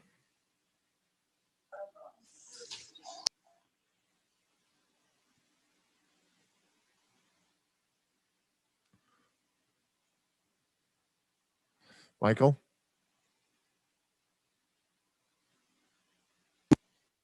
Hi, can you hear me? Yes. Michael Lebedzinski, 2005 Willowwood Drive, Royersford. Just a quick point of clarification. We've heard this term in-school transmission a few times tonight. Lest anyone believe that transmission of COVID was confirmed to have occurred within the 567 building, this is completely false. The simple fact is that the Montgomery County Office of Public Health has absolutely no evidence that the virus was transmitted between two individuals inside the school building. Yet they're asking the administration to indiscriminately and negatively affect the lives of over 1,000 people. The Office of Public Health has simply correlated positive tests across two people who just happened to be in the same classroom for a few hours in 1 week, adhering to the Swiss cheese layered mitigation of 6 feet social distancing, masks, and hand sanitizer. Correlation does not prove causation, as we know.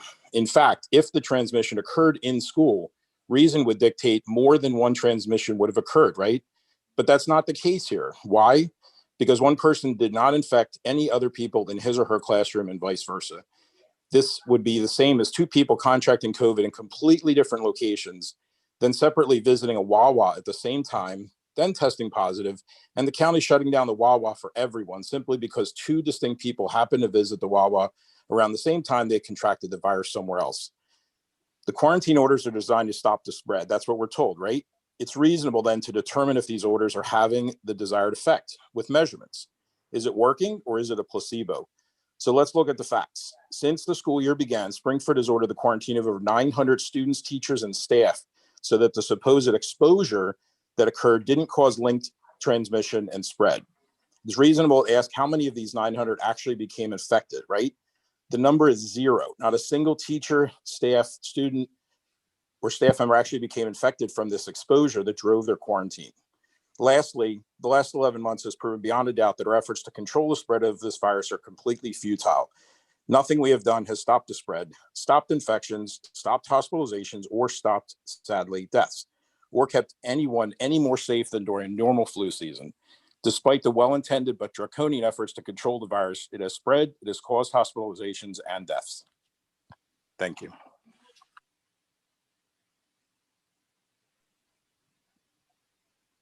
Lindsay, please state your full name and address and your public comment to be heard. This is Lindsay Olenowski, 26 Pin Oak Drive, Phoenixville, Pennsylvania. First and foremost, I would like to thank the staff, the administration, especially at Oaks Elementary School and the 5-6 Center. I appreciate the incredible ingenuity that they have shown in teaching these students who are in person and virtually, including coming up with using pool noodles for kids to play tag. It's very grateful for what they are doing for the students. I would also like to say thank you to the nurses who are just doing an incredible job in an incredibly unstable environment right now. If there's one thing that science has taught us is that it's evolving, it's changing. What we knew in March changed to what we knew in June, changed in September, because that's how science works. And the more information we get, the new determinations we make, and we change things. And I appreciate the fact that the nurses are willing to stand there and say, we stand on our ethics and we stand on our science, because that is who we need leading and being a voice for everyone in this community, including those of us who have our students in person. Some of us made a choice to send our kids back. With that being said, I want to know that their safety is truly being taken seriously and not just a push to be the first to get everyone back in. And it is the people at the in-class level, it is the administrations in the schools, and frankly, it is the nurses who are giving me the feeling that that is what is happening. And I just really hope that everyone appreciates the hard work that they are doing. Thank you. Maggie, please state your full name and address and your public comment to be heard. My name is Maggie Youssef. I live at 69 Page Lane in Oaks. And my full name is Maggie Youssef, if I didn't say that. I would just like to caution the board against rushing through the process of opening the school building again. I hear a lot of, well, if we clean up quickly, we get all the contact tracing done, which we can do in a few hours, then we can open up.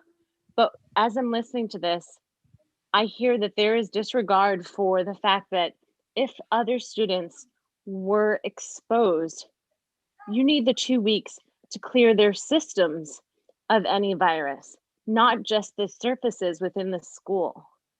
And I don't hear any of that. And I highly respect the nurses for speaking up, as Lindsay just mentioned, standing on their ethical beliefs that we should not rush the process, that we should not just cram the students in, get them back quickly, and try to act like God in this situation. The 2 week time, the 14 days from the public health, I believe, is to allow any virus that the children have been exposed to or the staff have been exposed to get out of their system, not just to get off of the surfaces in the building. Thank you. Hey, I just want to, again, be clear. nobody said we're rushing through anything, right? I mean, I just want to make sure that we're all on the same page, that all we're saying is that if we go through all the necessary steps and all the requirements, when we have a contact tracing within a community or, right, then once we're satisfied all of that, we are able to open the school. That's what we're saying. So no one's saying that we're rushing through anything. No one's saying we're skipping anything, and no one's saying we're doing anything haphazardly. All we're saying is that the goal is that once we go through all of the required steps safely, precisely, once we do that, we're in a position to open the school. And we did confirm with Mrs. Smith that she is in support of that as long as we have gone through those processes. And so Correct. whether we can open the next day or it takes 3 days, it's what it takes to get there. And we did confirm with Mrs. Smith that she is comfortable with that approach. Just to be clear too, I think we're mixing two things together here that we tried to separate out earlier. One issue is if there are a number of cases, the case count reaches the threshold that we agreed to, we have to do the contact tracing and the cleaning. However long that takes us to do it, we have to do it. We have to do it right.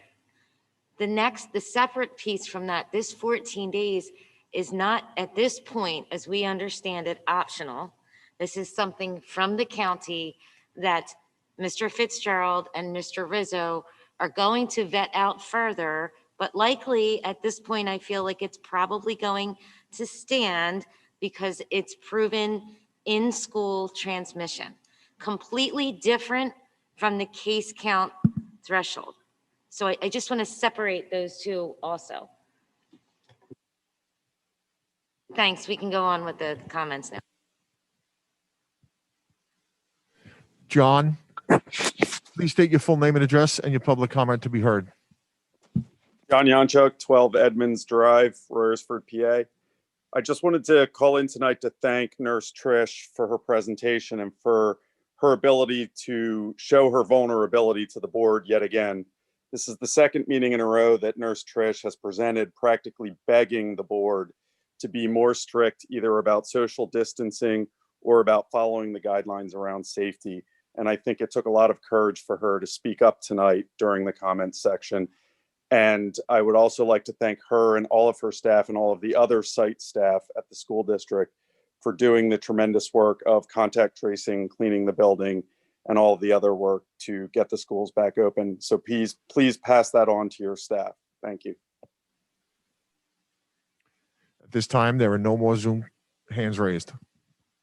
And is there someone here, I believe in person, yes, that you wanted to make a comment? Can you please go up to the podium, leave your mask on, state your name and address, and then your comment. Thank you. My name's Lake Dayak. I live at 90 Orchard Court. And I would like to reinforce that very happy that we're reopening up because I feel that the online learning was inefficient and that it'll better improve the education for all the other students going to the school. Because the thing is, it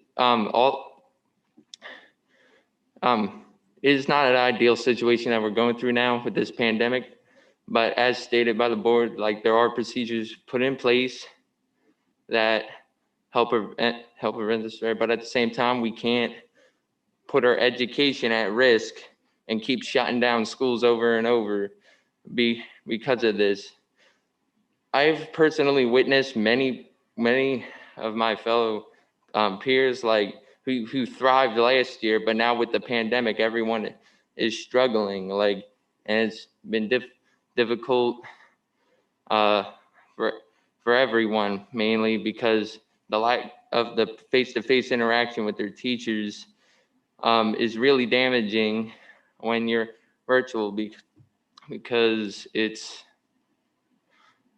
affecting only on an emotional level, but education level, because they aren't getting what the education they need. And I'm just checking, are we still having midterms this year? Is that true?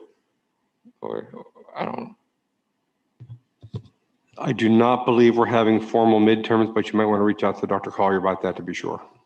No midterms. Thank you. There But are no midterms. and right there, I believe that's a concern. We already lost midterms to this pandemic. And like that just shows like, yes, safety is a concern, but now we already lost midterms. We're losing all the education. There's no real way to show how students have progressed. And that's really concerning to me, and seeing a ton of other people who are truly struggling, and I just want to help them all out because it's unfair. So I'm happy with the decision to open up the school, and I appreciate all the safety precautions put in place. But again, I like to restate the education is important. Consider and like the virtual learning. Yeah.